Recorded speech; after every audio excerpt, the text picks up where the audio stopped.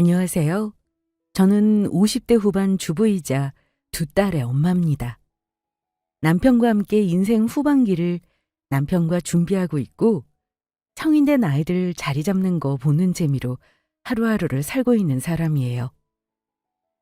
지금은 남들 눈에 편하게 사는 걸로 보이겠지만 세상에 그런 사람 없다는 거 우리 구독자분들은 아시죠? 10억 부자도 고충이 있고 100억 부자도 힘든 게 인생이죠. 막대한 부를 잃은 것만이 성공한 삶은 아니겠지만 저는 지난 세월을 돌이켜보면 적어도 자식들에게 부끄러운 삶을 살지는 않았다고 생각하고 있습니다. 우리 남편 생각도 아마 저와 같은 거라 믿어요. 힘든 삶의 고비가 있었지만 우리 부부와 아이들 생각하며 잘 버텨온 것이 오늘의 제 삶이 된 것이죠. 하지만 좋은 날만 남은 줄 알았던 우리 가족에게 한 가지 어려움이 닥친 사건이 있었습니다. 우리 둘째 딸내미 이야기인데요. 올해 29으로 대학 졸업 후 초등교사를 하고 있어요. 사실 우리 나이쯤 되면 돈 자랑보다는 자식 자랑을 하게 됩니다. 또 나이 찬 자식이 좋은 짝을 만나 새로운 출발하는 모습을 보는 것이 가장 중대세가 되기 마련이죠.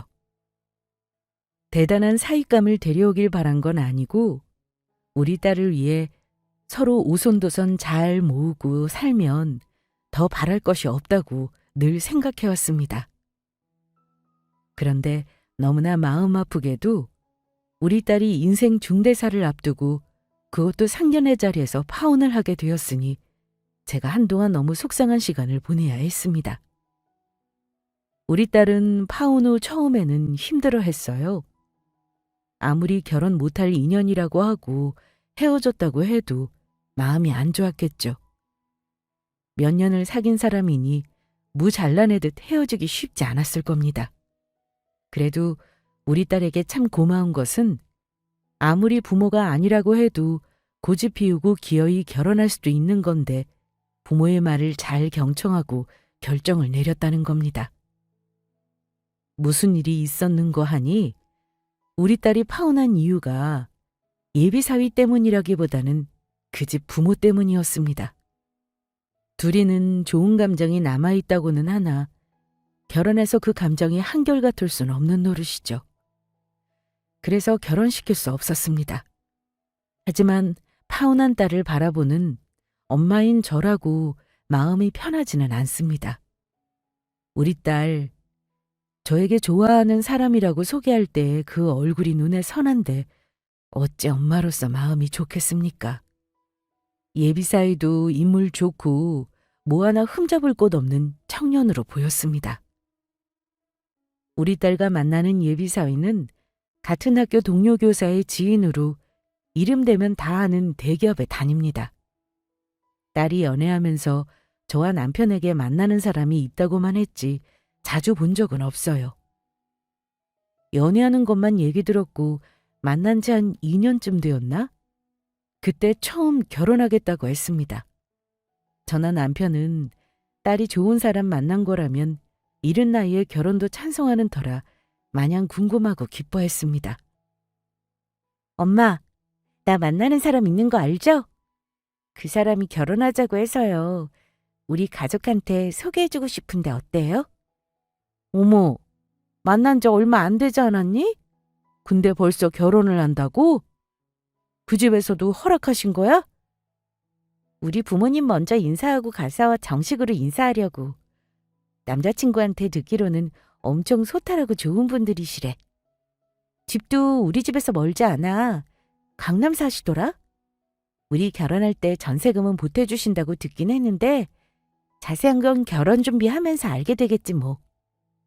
그러니? 갑자기 결혼한다니까 엄마가 좀 당황스럽네. 너 결혼 자금 모자랄까 걱정도 되고 엄마 아빠가 어느 정도 도와줘야 할까? 저는 딸아이가 아직 나이가 어려 결혼 자금이 충분치 않다고 생각했습니다. 다행히 우리 부부가 도와줄 여력은 되었어요. 그런데 기특하게도 우리 딸이 자기 힘으로 해보겠다는 말을 하더군요. 엄마, 결혼 비용이야 내가 모은 돈이랑 남자친구랑 같이 알아서 하는 거지. 나는 부모님이 경제적으로 여유 있을지언정 다 자식한테 퍼주는 것도 아니라고 생각해. 물론 나중에 엄마 아빠 돌아가실 때는 우리 몫으로 남겨두시긴 하겠지. 우리가 결혼해서 살다가 쫄딱 망하면 도움을 청할 수도 있고. 근데 처음 독립된 가정을 꾸릴 때 모든 걸 부모한테 전적으로 다 기댈 생각은 없어. 물론 엄마 도움 아예 안 받을 수는 없겠지. 준비하다가 정 도움이 필요하면 그때 가서 말할게요. 그래, 네 말이 맞다. 준비하다가 정 힘든 점 있으면 엄마한테 말해. 엄마 아빠가 너 도와줄 능력 없는 사람들 아니니까. 둘이 알아서 준비해보겠다길래 저도 결혼 당사자인 둘의 의견이 중요하니 어렵더라도 각자 조금씩 도움받는 것으로 살림을 꾸리겠다고 하더라고요. 예비사위 마음도 궁금하기도 해서 얼굴 보게 인사하러 오라고 했습니다. 일단은 네 남자친구 얼굴이나 한번 보자. 집에 언제 데려올 거니? 아빠 안 바쁜 시간에 맞춰서 주말에 한번 데리고 올게요. 엄마 아빠 마음에도 꼭 들었으면 좋겠다. 우리 희선이가 좋아하는 사람이면 아빠 마음에도 꼭 들겠지. 어떤 사윗감인지 엄마도 궁금하다. 딸아이 얘기를 들어보니 집도 우리 사는 곳에서 가깝고 직장도 근거리라 둘이 결혼하면 거리 때문에 서로 힘들지는 않겠더라고요. 장거리 연애하거나 양가 집이 멀면 그것도 참 힘든 일인데 우리 딸 예비시댁은 서울에 있다고 하니 다 같이 가까운 거리에 모여 살겠다 싶어 마음도 놓였죠. 우리 큰딸은 이미 3년 전에 결혼을 해서 18개월짜리 귀여운 아들도 있습니다. 저는 원래 20년 넘게 작게 식당을 하나 운영했지만 몸이 안 좋아 잠시 쉬고 있었어요. 그 사이 큰딸이 결혼하고 손주를 낳았는데 일하는 딸 도와주려고 사정상 큰딸 사는 아파트 단지에 집을 얻어 살며 딸을 도와주고 있습니다. 사실 지금 사는 집이 월세이긴 합니다. 원래 살던 집에 세를 놓은 건 아니고 재건축이 들어가는 바람에 임시로 큰딸네 아파트 단지에서 잠시 동안만 살기로 한 겁니다. 우리 큰딸과 사위는 전문직이라 돈 걱정은 없이 사는 듯 보입니다만 아이 키우느라 힘든 건 누구에게나 공평한 법이니 매일 힘들다는 소리를 입에 달고 삽니다. 결혼 생활 나름 선배랍시고 우리 큰딸은 자기가 좋아서 빨리 결혼해놓고는 동생한테는 결혼 일찍 하라는 소리를 안 합니다. 오히려 될 수 있으면 늦게 가라고 해요. 그런데 동생이 일찍 결혼한다고 신랑감 데려온다는 소식을 듣고는 걱정을 많이 했습니다. 희선아, 너 지금 고작 사회생활한 지 2년 차야. 돈은 얼마나 모았니? 돈은 모아놓고 결혼하겠다고 하는 거지? 언니는? 내가 돈도 없이 결혼한다는 걸로 보여? 걱정 마. 결혼 자금은 모아놨어. 내가 이러려고 엄마랑 같이 살면서 악착같이 모은 건가 봐. 8천 정도? 이 정도면 결혼할 때 부족한가? 언니는 어땠어? 나는 27에 1억 넘게 모아서 결혼했어. 근데도 이러고 아등바등 산다. 네 형부가 집 해왔지만 풀대출이라서 우리 지금도 대출의 노예로 살잖아.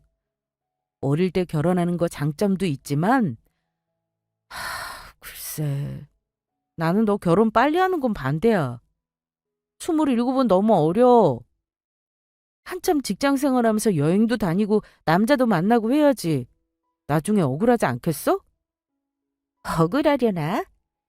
근데 언니, 나는 이제 연애 에너지 쏟는 일이 너무 귀찮아. 언니도 일찍 결혼하니까 아기도 빨리 낳고 자리 잡고 살고 좋잖아. 나도 그러고 싶어. 직장 생활해야 하면 엄마한테 애 봐달라고 하면 되지. 아이고, 철없는 소리 하지 마. 나는 우리 시훈이 봐주시는 거 엄마한테 미안해 죽겠구만. 너는 뭐가 그리 쉽니?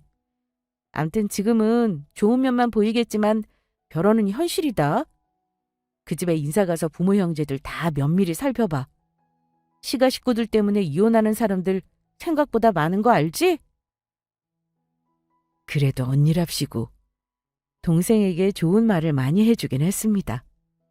저는 엄마 입장에서 우리 둘째가 결혼을 늦게 해도 이 남자 저 남자 만나는 건 걱정스럽고 싫더라고요. 제대로 된 좋은 남자 골라서 연애 오래 하면 결혼이야 늦어도 상관없었지만요.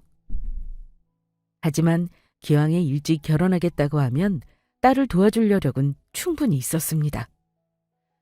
그래서 결혼 허락도 한 거고요. 그렇게 얼마 후에 예비 사위를 데리고 왔는데요. 우리 딸에게 들었던 것보다 너무 괜찮은 신랑감을 데려왔더군요. 저도 사람 상대로 장사만 20년 넘게 한 사람인데 사람 보는 눈이 없겠습니까?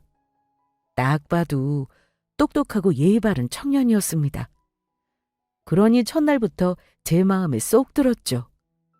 아시다시피 요즘 MZ세대니 뭐니 개인주의에다 버릇없는 친구들 많은데 예비 사위는 어른을 공경할 줄 알고 저나 남편에게 너무 잘하더라고요. 처음 만나는 식사 자리에서 제가 궁금해서 질문을 좀 많이 했는데도 내내 공손하게 대답하고 긴장하는 모습이 제 눈에 쏙 들었답니다. 저는 우리 딸이 아직 어리고 모은 돈이 없어 그쪽 집안에서 허락을 하셨는지 걱정을 하시는 건 아닌지 궁금해서 가장 먼저 물어봤습니다. 자네 부모님은 우리 딸 아직 나이 어리고 부족한 거 많은데도 결혼을 허락하신 건가? 엄마 입장에서 너무 걱정이 되지 뭔가. 자네야 직장 생활도 오래 했고 30이 넘었다지만 우리 애가 아직 너무 뭘 몰라서 결혼한다고 저러는 게 영 마음이 좋지만은 않아. 아닙니다. 저희 부모님도 희선이 얘기 많이 들어서 잘 알고 계세요. 학교 선생님이라고 하니까 교사 며느리 보신다고 얼마나 좋아하셨는지 모릅니다. 사실 당장 인사하러 오라고 하셔서 다음 주에 바로 인사하러 가기로 했습니다. 걱정 안 하셔도 됩니다. 저도 모아놓은 돈이 있고 부모님이 집은 마련해 주신다고 해서요. 아이고, 그렇게 말해줘서 고마워. 근데 나도 우리 딸 보내면서 설마 하니 빈손으로 보내겠나.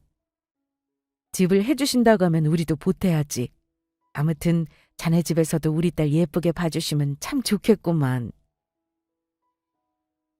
우리 애랑 둘이서 살면 조용히 보기 좋게 잘 살겠구나 싶을 만큼 마음에 들었습니다. 누가 봐도 딱 우리 딸 신랑감이었고 그래서 저희 부부는 바로 결혼을 허락했습니다. 예비시댁에 인사하러 가는 날 우리 딸 예쁘게 봐주십사 하고 백화점에서 신경 써 마련한 선물을 딸 편에 들려보냈습니다. 옷도 얌전하게 어른들이 좋아할 만한 복장으로 갖춰 보냈죠. 아직 20대 어린 나이니 얼마나 예쁘던지요. 딸도 긴장했지만 저도 우리 딸을 어찌 보셨는지 또 그 집안 어른들은 어떤 분들인지 딸에게 얘기를 전해드리려고 했습니다. 상견례 날 저녁 늦게서야 딸이 집에 도착했더군요. 오늘 어땠니? 그 집안 어른들은 어떤 분이시든? 응? 그냥 평범하시던데? 어머님, 아버님 다 좋은 분들이셔. 나도 반갑게 대해주셨고. 근데 딸아이가 어쩐지 말끝을 흐리며 자꾸 제 시선을 피하고 말을 안 하려고 하더군요. 답답하고 궁금한 마음에 저는 딸아이를 다그쳤습니다. 뭐 이것저것 물어보지는 않으셨어? 너 들고 간 선물은 마음에 드신다고 하시니? 엄마한테 말 좀 해줘. 엄마도 대충 어떤 분들인지 너한테 뭐 얘기했는지 알아야 상견례 준비를 하지. 그럼 신경 써줘서 너무 고맙다고 하셨는걸. 뭐 별 얘기는 없었어. 그런데 제가 우리 딸아이를 모르겠습니까? 뭔가 머뭇거리고 제 눈치를 보는 모습이 뭔가 석연치가 않아 보이는 겁니다. 희선아, 너 근데 표정이 왜 그러니? 너 혹시 예비 시부모님 집에서 뭐 기분 안 좋은 일 있었던 거 아니지? 무슨 일이라니. 그런 거 없어, 엄마. 그냥 내가 오늘 많이 긴장했었나 봐. 계속 앉아 있었더니 다리도 아프고 피곤하다. 그럼 그 집에서 상견례나 너희 결혼 언제 하면 좋겠다는 말씀은 없으셨어? 어머님이 결혼은 급할 거 없다고 내년쯤 날 잡는 게 어떠냐고 하셨어. 식장은 어머님이 원하는 쪽이 있는가 봐. 거긴 예약하기가 힘들어서 1년 전부터 대기를 해야 한다네? 날만 잡아놓고 양가 인사는 먼저 하시자는데 엄만 어때? 그래? 날 잡고 만나는 거야 당장 다음 주라도 할 수 있는 거지. 그 댁에서 괜찮다는 날 얘기해주면 아빠랑 의논해서 알려줄게. 나를 너무 뒤로 잡자고 한 것이 조금 걸리긴 했지만 우리 딸이 나이가 어리기도 하고 결혼 준비 천천히 하는 것도 좋을 듯 싶었습니다. 우리 딸은 원래도 시시콜콜 저에게 말하는 성격이 아니라 저는 예비 사돈댁에 배경 지식 없이 상견례 날을 맞게 되었죠. 하지만 상견례에서 뜻하지 않은 복병을 만날 줄은 몰랐습니다. 저도 딸아이가 예비시댁에 다녀오고 나서 뭔가 생각이 많아 보이는 것이 마음에 걸렸는데 생전 처음 보는 유형의 사람들을 그날 어이없게도 예비사돈이라는 이름으로 만나게 되었습니다. 남편은 하필 그날 중요한 일정이 생겨 한 10여 분 늦게 도착할 듯하니 바로 약속 장소로 오겠다고 했고 미리 사돈댁에 양해도 구했습니다. 초면에 실례인 것 같아 대신 우리가 식사를 대접하려고 정말 신경 써서 식당도 정했습니다. 상견례 전날 우리 딸이 말하기를 그날은 돈 얘기를 노골적으로 하면 예의가 아니라는 말을 하길래 그래 알았다 했죠. 금전적인 문제는 둘이 알아서 양가 부모님도 조율하겠다고 해서 그런 줄 알았습니다. 상견례 장소에는 우리 가족이 먼저 가서 기다리고 있었는데 시간 맞춰 사돈댁 가족이 오더군요. 우리는 네 식구였지만 남편은 조금 늦을 거라 양해를 구했던 바이고 사돈댁은 예비 사위를 포함해 여동생까지 네 식구였습니다. 그런데 들어오실 때부터 어머님 표정이 좋지 않더라고요. 저는 일어서서 반갑게 인사를 건넸습니다. 그리고 자리에 앉았는데 상견례 자리가 어려운 건지 양가 쪽에서 말이 없었습니다. 그래서 제가 먼저 입을 열었어요. 그냥 안부도 물으면서 하기에 이야기를 하는데 어쩐지 그 집 안싸더니 무표정한 얼굴로 말씀을 안 하시는 겁니다. 저는 남편이 조금 늦는 건 이해 부탁드린다고 다시 한번 사과를 드렸습니다. 당연히 괜찮다는 대답이 돌아올 줄 알았죠. 그런데 떨떠름한 표정을 짓더니만 그 집 안싸던 양반이 저에게 이러더군요. 첫 만남부터 신뢰 같네요. 애들 결혼 때문에 처음 보는 자리인데 이거보다 급한 일 어딨다고 시간을 늦게 오신답니까? 우리 집안 무시하는 것 같아서 기분이 썩 좋지는 않습니다. 저는 예비 안 싸던 말에 크게 당황했습니다. 우리 딸들도 전부 당황한 기색이었죠. 우리 큰딸은 아이가 아직 어려 부득이 사위에게 맡겨놓고 혼자만 시간을 내서 나왔는데 얼굴을 보니 예비 시어머니의 말을 듣고 순간적으로 표정이 굳었더군요. 그래도 뭔가 한 번 더 사과는 해야 할 듯 싶어서 말을 꺼냈습니다. 그건 사돈 말씀이 맞습니다. 기분 나쁘게 생각하실 수 있죠. 우리 쪽에서 100번 잘못한 거니 사과드리겠습니다. 최대한 빨리 온다고 하니까 먼저 식사부터 천천히 시작하시는 게 어떨까요? 네, 우리가 무시당하는 것 같은 입장 이해해 주시는 것 같으니 일단은 넘어가도록 하죠. 사돈댁의 말이 어쩐지 가시돋친 말로 들렸기에 저도 그렇고 우리 딸들도 그렇고 조금은 불편한 분위기에서 식사를 시작하게 되었습니다. 그런데요, 상견례 전날 우리 딸이 돈 얘기는 노골적으로 하지 말아달라 부탁까지 했었는데 사돈댁에서는 노골적으로 돈 얘기를 하시더라고요. 저는 거기서부터 당황했습니다. 근데 사돈댁에서는 딸내미 시집 보내면서 어느 정도 결혼 비용 생각하고 계시는지요? 요즘은 집값의 30%는 여자가 해오는 거 아시죠? 그리고 원래 예물이라는 게 여자가 예단해 오는 거 보고 하는 거 아니겠습니까? 저는 우리 아들 집을 해줄 생각이니 그 규모에 맞게 제가 목록을 먼저 보내드리려고 하는데요. 당황스러웠지만 저도 우리 딸 빈손으로 시집 보낼 생각은 없었던 터라 집 해주는 돈을 보태고 공동명의로 해주는 게 어떻겠냐고 말을 꺼낼 참이었습니다. 그런데 제가 말을 꺼내기도 전에 안사돈이 하는 말이 참 어이가 없었습니다. 사실 저는 교사 며느리 그다지 욕심 없습니다. 우리 집안에서는 소위 사자로 끝나는 전문직 며느리들 수두룩해서 솔직히 교사는 명함도 못 내밀어요. 솔직히 말해 희선이 나이 어린 것도 저는 달갑지 않아요. 얘기 들어보니까 모은 돈도 없더구만 우리 쪽에서 집 안 해주면 어찌 결혼하려고 했답니까? 사돈댁에서 딸내미 빨리 시집 보내고 싶어하는 이유 그 의도 다 알고 있습니다. 솔직히 우리 아들만한 신랑감 찾기 힘들지요? 안 그렇습니까? 뭐 이런 불의한 경우가 다 있나 싶어 대꾸할 말을 찾고 있었는데 분위기 파악한 예비사위가 자기 엄마를 툭툭 치며 이러더군요.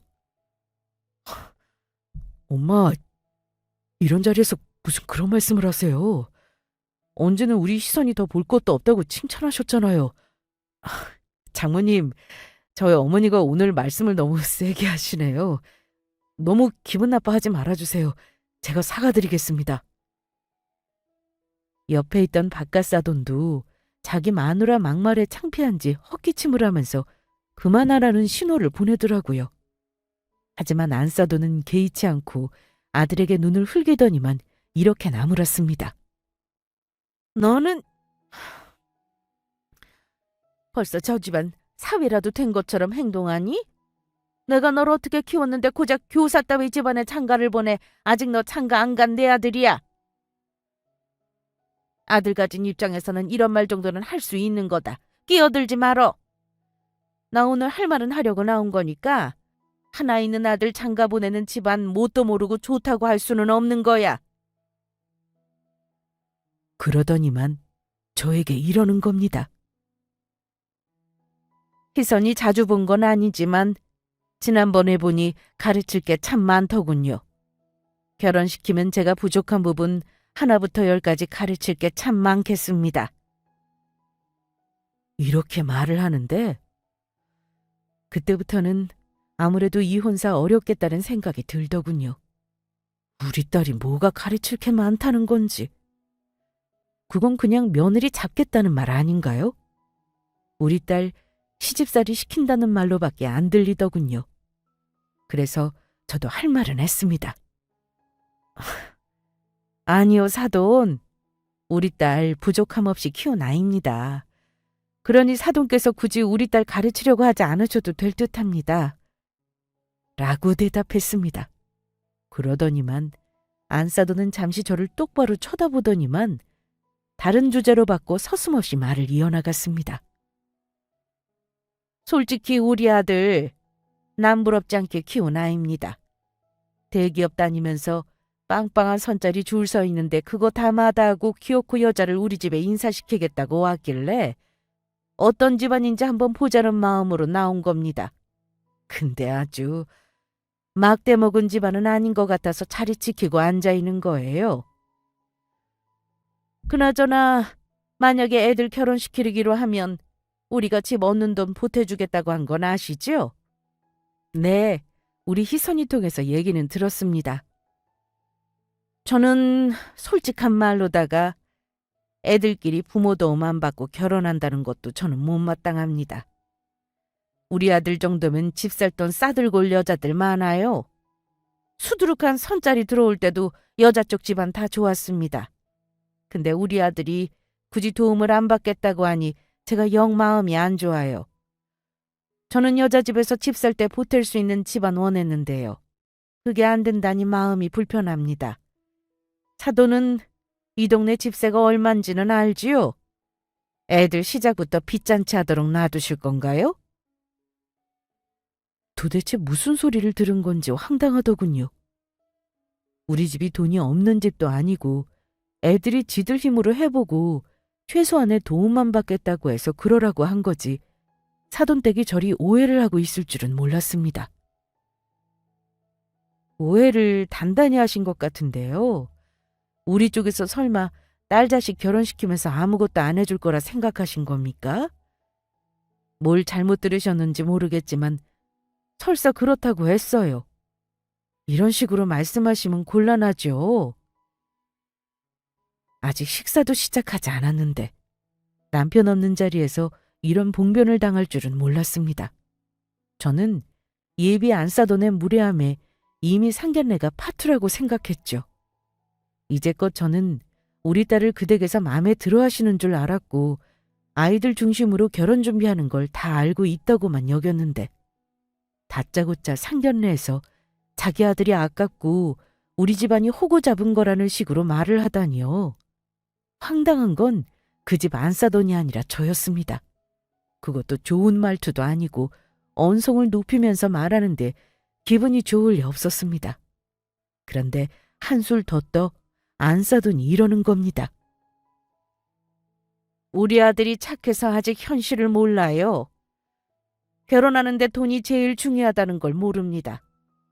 그래서 나도 확실히 해두려고 이 자리 나온 거예요. 그 집 바깥사돈과 아들이 당황해서는 막말하는 안싸돈을 말리더라고요. 자기 아들이 붙들고 말리는데도 안싸돈은 개의치 않더군요. 사돈이 이 결혼이 어울리는 결혼이라고 보십니까? 나는 솔직히 우리 아들이 아까워서 이럽니다. 우리 집이 강남이에요. 20억짜리 아파트 산다는 말 못 들으셨어요? 그럼 결혼해서도 아들이 당연히 강남에서 살기를 바라는 게 부모 마음 아니겠습니까? 딸내미가 교사면 뭐합니까? 직업 내세우면 우리 쪽에서 옳다구나 매달릴 줄 아셨나 본데 우리 집안 그런 거 보는 집안 아니네요. 우리 동네에는 백수로 살면서도 몇십억 자산가인 집안 한둘이 아니네요. 그런 집 놔두고 푼돈 버는 교사라니 내가 볼 때는 딸 시집 잘 보내서 한몫 잡으려는 집안으로밖에 안 보여요. 내 말이 틀린 거면 어디 한번 말씀해 보세요. 뭐 듣자니 서울에 사신다고는 하는데 서울도 다 같은 서울 아닌 거 아시죠? 사는 모양새가 차이나면 결혼도 쉬운 일 아닌 겁니다. 내 탄도직입적으로 묻겠습니다. 사돈 지금 살고 있는 집은 얼마나 합니까? 서울에 사는 건 맞나요? 무례한 안싸돈 때문에 분위기는 이미 나락이었고 우리 딸은 울음을 참고 있더군요. 바깥사돈 되는 양반은 안절부절 못하며 자기 마누라 입을 막으려 했지만 어디 그게 막아지나요? 그래서 저도 이때부터는 막 나가자 싶었습니다. 사돈, 너무 무례하시네요. 그런 질문을 하시는 이유가 뭔가요? 우리 집도 벌만큼 버는 집이에요. 우리 집이요? 글쎄요. 나는 월세 살아서 집값이 얼마나 하는지 모르겠네요. 왜요? 우리 집값이 도대체 이 상황에서 왜 궁금하십니까? 그러자 깜짝 놀라는 얼굴로 먼저 이 결혼 없던 일로 하자고 하더군요. 어머나, 지금 월세라고 하셨어요? 저는 설마 월세집 사는 줄은 정말 몰랐습니다. 세상에 월세라니요? 굳이 서울 살겠다고 월세살이를 하는 이유가 뭔가요? 황당하네요. 서울에 집 한 칸 없이 월세 살면서 우리 아들 호구 잡으려 하는 거 보니까 어떤 집안인지 딱 견적이 나옵니다.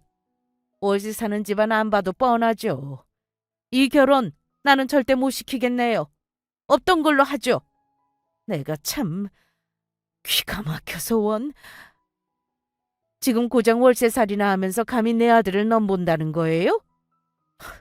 절대로 안 되지. 이 결혼 난 절대로 못 시켜. 내 아들 그쪽 집안에 절대로 장가 안 보낼 테니까 그런 줄 아세요. 심지어 월세 사는 집안이라며 결혼 못 시키겠답니다. 저도 차려입고 나온 옷이 아까울 정도였고 이 결혼은 못 시키겠다 싶었습니다. 저도 바라던 바인데 먼저 말씀해 주시니 고맙습니다. 나도 그딴 집에 내 딸 시집 보낼 생각 없네요. 도대체 우리 집안이 왜 이런 자리에서 봉배를 당해야 하는지 도무지 영문을 모르겠네요. 애초에 결혼 못 시키겠다는 마음으로 나오신 것 같으니 저도 더 할 말 없다 생각하고 이 결혼 없었던 일로 하겠습니다. 더 할 말 없으시면 우리 먼저 일어나려고 하는데 어쩌시겠어요? 여기 비싼 식당인데 기왕 어렵게 예약한 거 음식 나오는 건 드시고 가시던가요. 필요 없습니다. 우리도 지금 일어날 겁니다. 그럼 얘기 끝난 거죠? 이 결혼은 접는 걸로요. 나중에 딴소리나 하지 마시지요. 아예 저 집안은 오늘 이 결혼 반대할 생각으로 왔구나 싶었습니다. 하지만 웃긴 건 그 집 안사돈이 하는 말에 다들 꼼짝을 못한다는 사실이었습니다. 그 집 남편이나 아들이나 자기 엄마 말엔 꼼짝 못하는 거 보니 우리 딸이 더더욱 시집갈 집이 아니다 싶었죠. 자리를 정리하면서 우리 남편에게 전화해 상견례 자리에 올 필요 없다고 말하려 하는데 하필이면 그때 우리 남편이 급하게 상견례장 안으로 들어오는 겁니다. 아이고, 제가 많이 늦었습니다. 갑자기 피치 못할 일이 생기는 바람에 이런 자리에 늦는 무례를 저질렀네요. 사과드리겠습니다. 급하게 들어오던 남편은 처음에는 분위기를 알아차리지 못했습니다. 하지만 구겨진 얼굴로 일어서는 우리 가족을 보고는 뭔가 느낌이 이상했는지 놀란 얼굴로 저를 보더군요.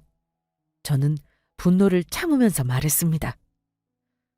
여보, 우리 이선이 결혼 없었던 걸로 하잡니다.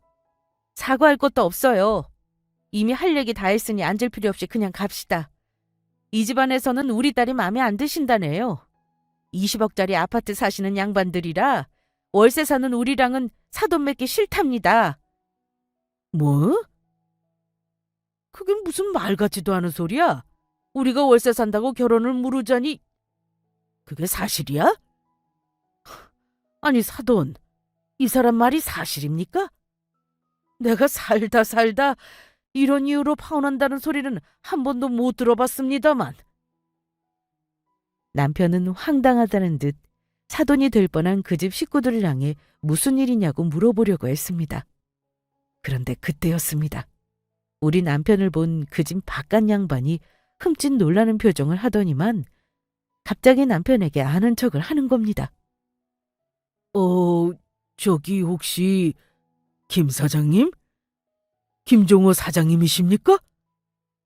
남편은 자기 이름을 말하는 바깥사돈에게 놀라더니만 유심히 얼굴을 보더군요.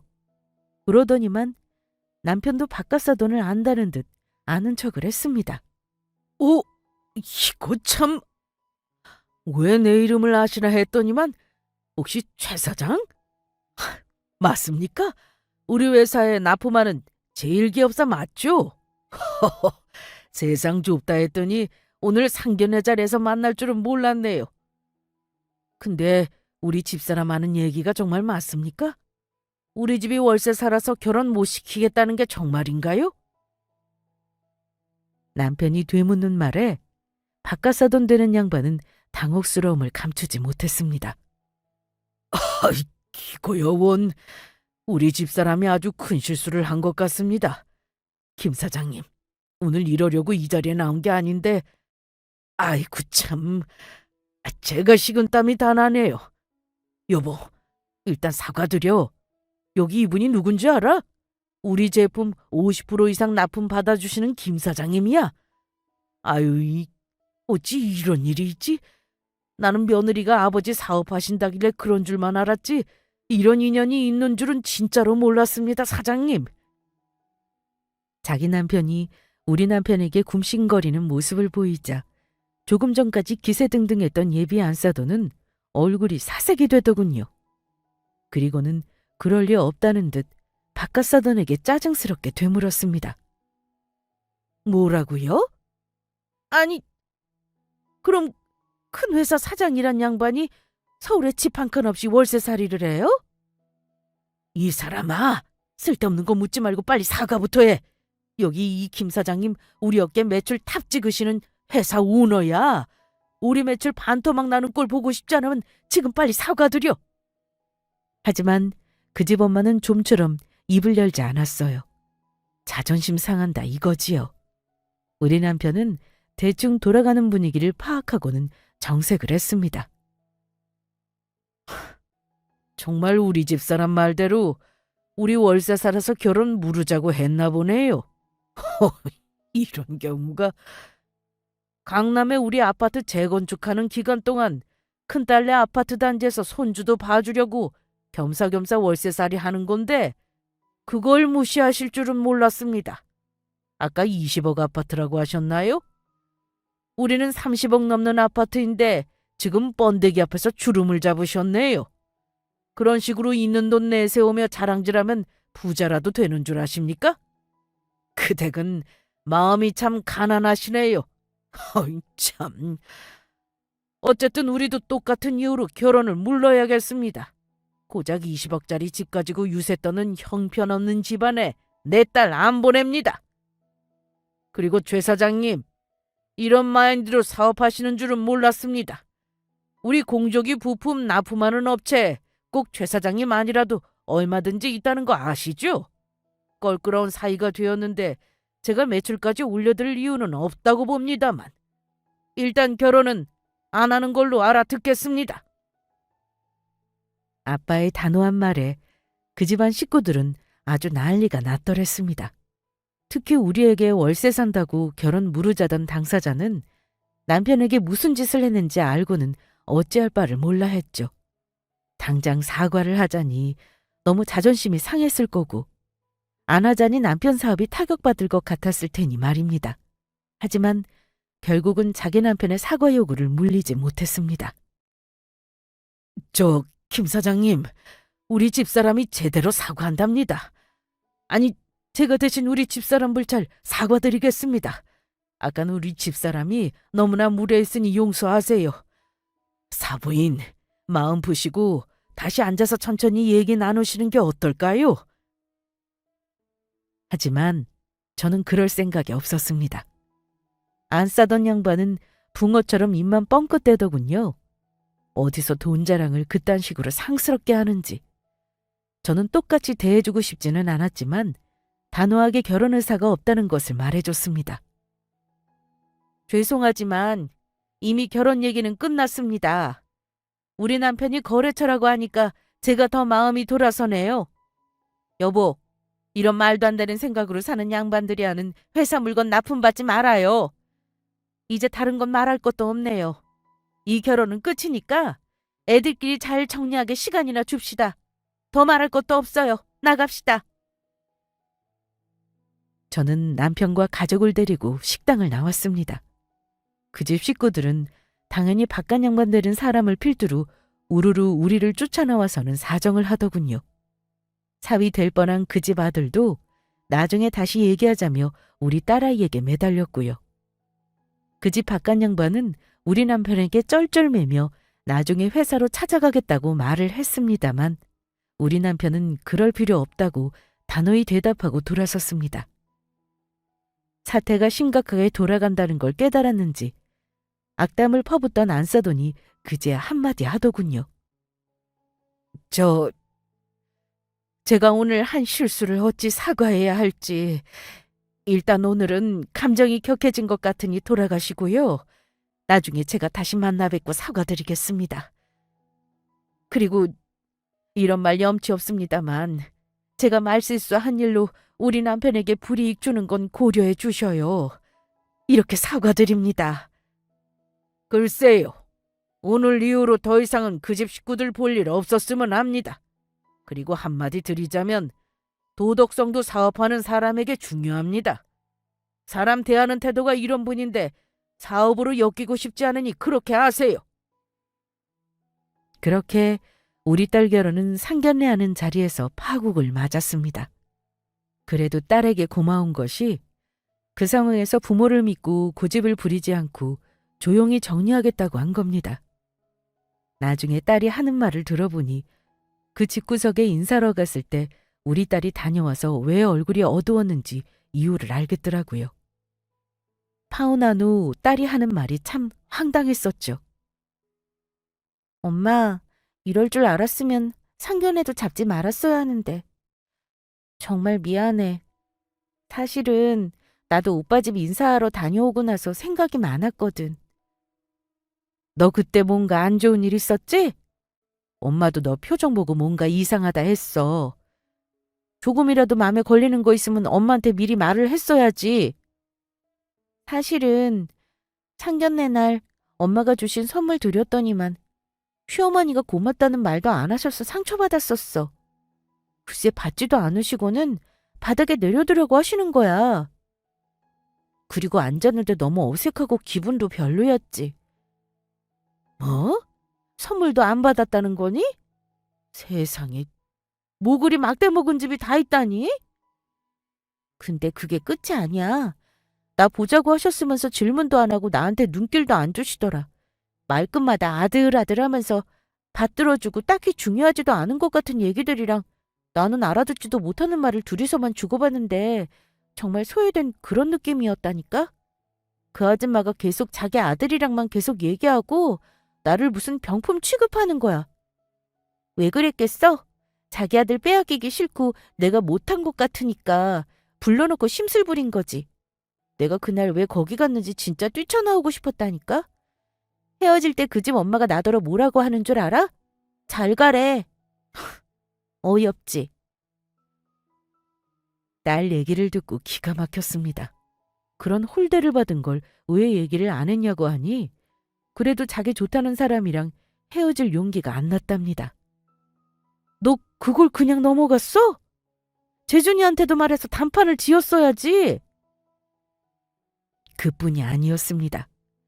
딸이 그 집에 인사 가서 받았던 대우는 아무리 자기 아들이 잘났다고 하는 엄마라 해도 저렇게는 안 하겠다 싶게 비상식적이었습니다. 상견례 전 식사 자리에서 인사 온 예비 며느리 병품 취급하는 게 정상은 아니잖아? 그래서 중간에 도망치려던 거 꾹 참고 나중에 남자친구한테 물어봤거든? 왜 어머니가 나를 은근히 냉대하시는지 말이야. 근데 남자친구는 그게 이상한 행동인지 이해를 못하는 거야. 그래도 결혼 생각하고 만나던 사람인데 그동안 추억이 아까워서 며칠 고민만 하고 엄마한테 말을 못했어. 근데 저런 속내 가지신 분인 줄은 진짜 몰랐어, 엄마. 그래, 너 힘들겠지만 그 사람이랑 인연이 아니었다고 생각하자. 그런 몰상식한 집안인 줄 모르고 시집 갔어 봐. 언제든 너 못 버티고 이혼 소리 나왔을 거 아니겠니? 월세살이 한다고 사람을 어쩜 그렇게 무시할 수가 있니? 어디 얼마나 며느리 잘 얻는지 내가 두고 볼 거야. 그렇게 딸아이는 예비 사위와의 인연을 정리했습니다. 파혼하고 나서 우리 딸에게 괜찮냐고 물었던 적이 있었는데 의연한 모습을 보이더라고요. 재준이랑 잘 정리했니? 3년 사귄 정이 있어서 쉽지 않을 텐데 그래도 둘이 조용히 정리한다 보구나. 엄마, 내가 말을 안 해서 그렇지 한동안 둘이 신랑이 엄청 했어. 자기가 부모 때문에 왜 파혼해야 하냐고 인정을 못 하더라. 나는 차마 나랑 결혼하자고 그 사람 부모랑 연 끊으라고는 못 하겠더라고. 어딘가 그 사람 부모님 눈에 차는 며느리가 있겠지 뭐. 암튼 세상 좁다는 말이 맞긴 하네. 우리 아빠 아니었으면 나 그 집안 실체도 모르고 시집 갔을 텐데 생각만 해도 끔찍하다. 우리 딸은 그렇게 이별을 잘 극복하고 있더군요. 겨울에는 저와 딸 둘이서 일본으로 여행을 다녀오기도 했습니다. 아직은 남자를 다시 만날 생각 없고 결혼도 30 즈음에 다시 생각해 보겠다고 하길래 다들 결혼하고 애 낳고 산다고 해서 쫓아가든 남들 사는 거 따라서 하며 살 필요는 없다고 해줬습니다. 저는 말로만 들었지 현실에 그런 사돈이 있는 줄은 진짜로 몰랐습니다. 무슨 막장 드라마도 아니고 요즘에도 대놓고 집안 무시하는 사람들이 있다니요. 우리 집이 무시할 만한 집도 아닌데 말입니다. 약자에게 강하고 강자에게 약한 사람들 가장 전형적인 특징이 뭔 줄 아시나요? 바로 돈 가지고 유세하고 자기 기준 못한 사람들을 무시한다는 겁니다. 그런 졸부티 나는 몰상식한 집안에 내 딸을 보낼 수는 없죠. 우리 남편에게 물어보니 그 집안 바깥 양반이 운영하는 업체와는 거래를 점차 줄인다고 하네요. 아무리 일과 개인적인 감정은 별개라고 하지만 딸 파혼한 집안에 돈 벌어주고 싶은 마음 안 생기는 건 당연한 거 아니겠냐 하면서요. 20억 아파트는 가졌을지 몰라도 그 집안 여자가 하는 행동은 딱 10원짜리 수준이었네요. 어쨌든 우리 딸은 아직 어리고 창창하니 좋은 경험했다 생각하라고 제가 많이 격려해주고 있습니다. 좀 더 성숙해지면 더 좋은 사람 만날 기회 얼마든지 있는 거 아니겠습니까? 돈은 없어서 마음 많은 부자인 그런 집안에 시집갔으면 좋겠다 싶네요. 우리 딸 막장 파혼 사연은 여기까지 하겠습니다. 끝까지 경청해 주셔서 감사합니다.